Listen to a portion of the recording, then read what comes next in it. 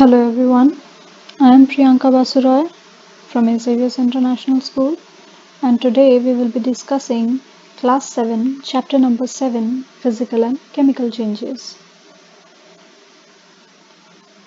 So, changes around us can be classified in the following manners. हमारे आसपास जो भी changes होते हैं वो उन्हें हम अलग अलग पार्ट्स में अलग अलग कैटेगरीज में डिफाइन कर सकते हैं जिसके ऊपर ये चैप्टर बेस्ड है on whether they are physical changes और केमिकल चेंजेस. चेंजेस किस टाइप के हो सकते हैं? The changes can be slow and fast. कोई चेंजेस ऐसे होते हैं जो बहुत जल्दी से हो जाते हैं. फॉर एग्जांपल अगर आपसे एक ग्लास टूट रहा है.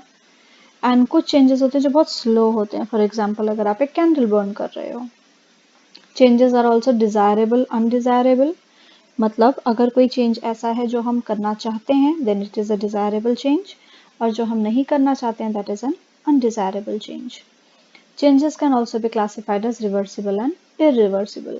अगर कोई चेंज ऐसा होता है जो हम वापस कर सकते हैं then it is a reversible change, and अगर कोई चेंज ऐसा है जो वापस नहीं कर सकते then it is an irreversible change. अब उसके बाद आपको यहाँ पे एग्जांपल दिया हुआ है that if we light a candle the wax melts but there is no difference in the mass due to melting of wax. New substances not formed.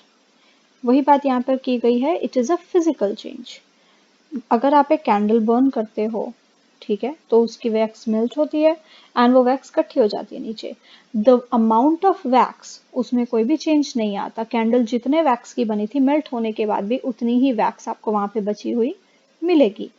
तो वो एक फिजिकल चेंज है क्योंकि वैक्स वैक्स ही रही, कोई नई चीज नहीं बनी, लेकिन उसमें चेंज आया. On the other hand, if we burn the wax, the soot forms which will go in air and there is a decrease in mass. For example, अगर हम कैंडल बर्न कर रहे हैं तो जो विक बर्न हो रही है, ठीक है, जो विक बर्न हो रही है, जो सूट निकल रहा है, धुआं निकल रहा है, वो आपका केमिकल चेंज है बिकॉज वो पहले एग्जिस्ट नहीं करता था, नई चीज है एंड वो एनवायरमेंट में जा रही है. So here you have two examples of physical changes.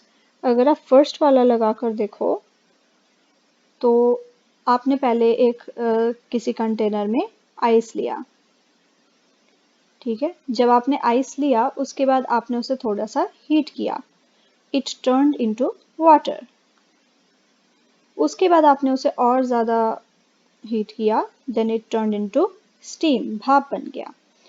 अब अगर आप उसे ठंडा करोगे, अगर आप स्टीम को ठंडा करोगे then it will turn into water.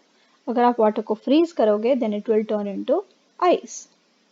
अब यहाँ पे क्या हो रहा है, आप देख रहे हो कि वाटर में चेंजेस आ रहे हैं, ठीक है, आइस भी बन रहा है, स्टीम भी बन रहा है, लेकिन water still remains water. It is not making something new. तो ऐसे में इट्स अ फिजिकल चेंज. अब यहाँ पे एक और एग्जांपल है कि आपका ग्लास टूट रहा है. This is also physical change क्योंकि कांच का ही ग्लास बना हुआ था, टूटने के बाद भी वो कांच के ही पीसेस हैं. Nothing new is being formed, लेकिन उसकी शेप में चेंज आ गया था. So it was a physical change. Physical change में क्या होता है, अगर फिजिकल प्रॉपर्टीज में किसी चीज के कलर में, किसी चीज की शेप में, किसी चीज के स्ट्रक्चर में अगर चेंज आता है then it is known as a physical change. For example अगर आपके पास एक कपड़े का टुकड़ा था एंड आपने उसे बीच में से काट दिया तो उसके शेप एंड स्ट्रक्चर में चेंज आया, that is a physical change. तो इन सारे चेंज, जो भी चेंजेस एक्सटर्नली होते हैं, बाहर से होते हैं, दोज आर फिजिकल चेंजेस. उसके बाद कैरेक्टरिस्टिक्स क्या है, आपको मैंने पहले ही बताया, साइज, शेप, स्टेट, इन चीज़ों में डिफरेंस आता है. New substances not formed, and जो सब्सटेंस है वो चेंज के पहले और चेंज के बाद इट इज सेम. अब फिजिकल चेंजेस दो टाइप के हो सकते हैं, रिवर्सिबल भी और इरिवर्सिबल भी. रिवर्सिबल कैसे, मान लो अगर आप एक वैक्स के पीस को मेल्ट करते हो, अगर आप एक कैंडल को मेल्ट करते हो तो वो वैक्स की शेप चेंज हो जाती है. अगर आप उसी वैक्स को मेल्ट करके दोबारा उस कैंडल की शेप में बनाना चाहते हो तो आप बना सकते हो. तो जो वो मेल्टिंग ऑफ वैक्स है वो एक रिवर्सिबल चेंज आ रहा है वहां पे. इरिवर्सिबल कैसे है, अगर मान लो आपने कोई ग्लास तोड़ दिया, what you can do is you can see कि वो कांच टूट चुका है and those are pieces but you cannot make it into a glass again. That is a irreversible change. तो इस टाइप के चेंजेस रिवर्सिबल या इरिवर्सिबल में आ जाते हैं. उसके बाद आपको यहाँ पे एग्जांपल दिया हुआ है, जैसे बटर को अगर आपने मेल्ट किया देन इट इज रिवर्सिबल, क्योंकि अगर आप उसे फ्रीज करोगे तो वो दोबारा उसी शेप में आ सकता है अगर आप उसी शेप में फ्रीज करो। लेकिन burning of would is irreversible, अगर आपने एक बार वुड को जला दिया तो पीछे कोयला बचा, आप उस चीज को रिवर्स नहीं कर सकते, thus it is an irreversible change. उसके बाद आ गए आपके केमिकल चेंजेस। अगर कोई भी ऐसा चेंज होता है जिससे किसी चीज के अंदरूनी फॉर्म में चेंज आए, कोई नई चीज बने, कोई नया सब्सटेंस बने, then those are chemical changes.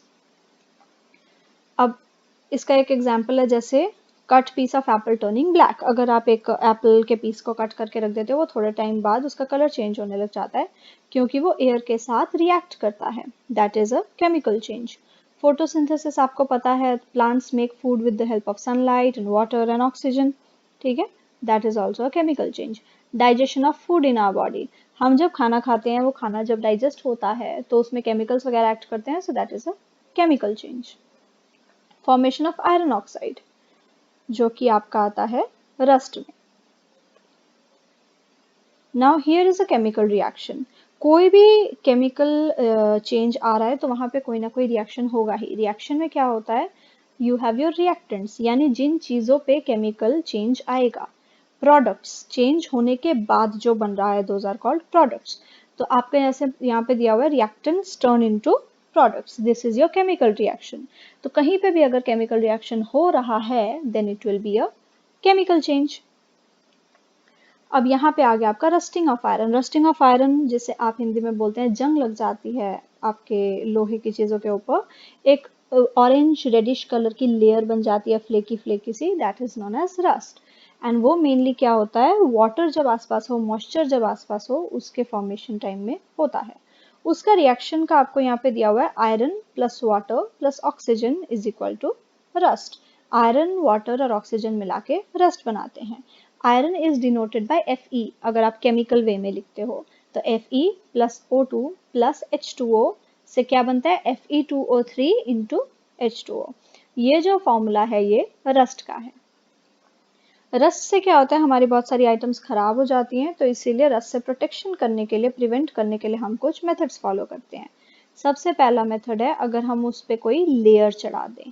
For example अगर हम उसे ऑयल से कवर कर दें, ग्रीस से कवर कर दें, पेंट से कवर कर दें, इससे क्या होता है कि जो आयरन है वो डायरेक्टली ऑक्सीजन के कांटेक्ट में और वाटर के कांटेक्ट में नहीं आता, तो इसीलिए वहां पे रस्टिंग रुक जाती है। लेकिन अगर कोटिंग में कोई क्रैक वगैरह आ जाए तो वहां पे कांटेक्ट में आने से रस्टिंग हो जाती है। Second thing is galvanisation. Galvanisation में क्या होता है कि जो आयरन है हम उसके ऊपर एक बहुत पतली सी लेयर लगा देते हैं किसी और मेटल की जो रस्ट नहीं होता, जैसे जिंक हो गया या क्रोमियम हो गया, तो उससे क्या होता है, एक प्रोटेक्टिव लेयर बन जाती है। And third is alloys. Alloys क्या होते हैं, whenever we mix two metals या वन मेटल और नॉन मेटल या मोर देन टू मेटल्स, अगर हम मिक्सचर से कोई भी चीज बनाते हैं then it is known as an alloy. अगर हम आयरन के साथ दूसरी चीजें मिक्स करके एलॉय बनाते हैं देन प्योर आयरन ना होने की वजह से it does not react with air and water, and इसीलिए रस्टिंग भी नहीं होती है। And at last we have crystallization. Crystallization क्या है, whenever we have some substances which are in water, mixed in water, soluble in water, तो वो कई बार अपने impure फॉर्म में होते हैं, तो उन्हें प्योर बनाने के लिए जो एक तरीका यूज किया जाता है दैट इज क्रिस्टलाइजेशन। आपकी जो बुक है, आपकी बुक में एक आपको एक्सपेरिमेंट दिया होगा, उसमें क्या है कि आप पानी को हीट करते हो और उसमें कॉपर सल्फेट डालते हो। कॉपर सल्फेट डालने की वजह से इट गेट्स ब्लू। उसके बाद आप क्या करते हो, उसे अच्छे से फिल्टर करते हो। अब आपको उसमें कॉपर सल्फेट के पीसेस नहीं मिलते बिकॉज वो ऑलरेडी पानी में घुल चुके हैं। उसके बाद आप क्या कर सकते हो, अगर आप उसे रख दोगे ठंडा होने के लिए तो धीरे धीरे जो कॉपर सल्फेट घुला हुआ था पानी में वो आपस में जुड़ने लग जाएगा एंड पीसेस बनाने लग जाएगा। दोज पीसेस आर क्रिस्टल्स, तो हम उसके बाद कॉपर सल्फेट क्रिस्टल्स को वापस ले सकते हैं। So this is your chapter which consists of your physical change, chemical change, reversible change, irreversible change, rusting and prevention of rusting, and finally crystallization. Thank you.